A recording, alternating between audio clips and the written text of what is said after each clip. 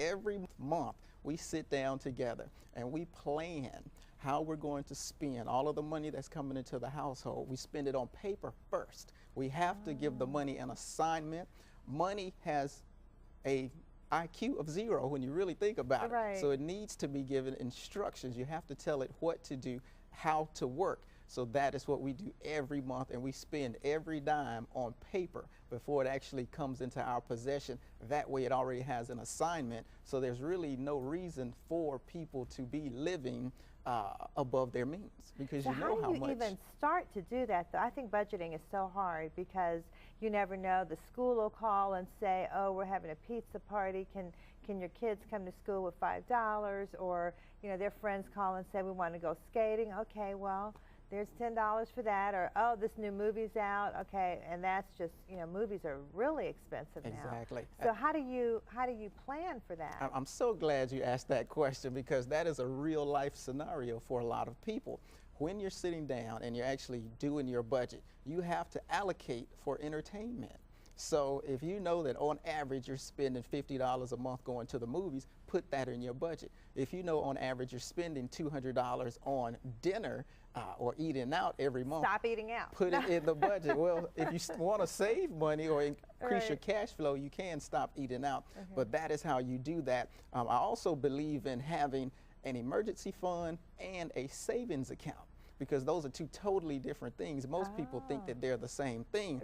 So if you want to save for a future planned event, that is technically a savings expense. An emergency is something that you don't know is going to occur, so you could possibly pull from that particular pot of funds. Okay, here's what I've learned so far from you.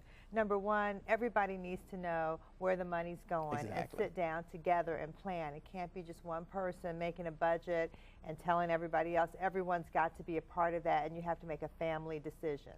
Well, okay, I love that. And then the second thing is you really have to stick to it. Definitely. And the third thing, it sounds like you're saying, is you have to plan for those unplanned things. I mean, the unplanned things should be part of the plan. Definitely. The trips to the movies, the going out to eat, the school needs a fee for something, you know, you need new soccer shoes. I mean, all those things should be in the plan. Definitely. Now, yeah, it sounds. Now, what about, and I've heard, you know, this woman on the radio was talking about, I forgot what she called it, but you take a break from credit card spending. You don't use credit cards for a month, or I forgot what she called it. There's probably no one on earth that hates credit cards more than I do, okay? Now, with credit cards, unfortunately, I think that credit cards, first of all, they allow you to spend money you don't have on things you don't need to impress people you don't even like, okay? I love that. So when you're using a credit card, we have disconnected ourselves from actual cash. You don't even realize you're spending money. So sometimes when I'm at the mall, I'll just see people swiping their cards, and their face is full of joy.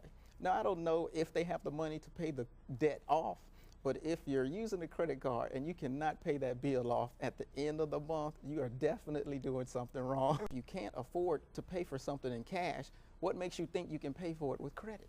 Right. And that's really something to think about. That's a good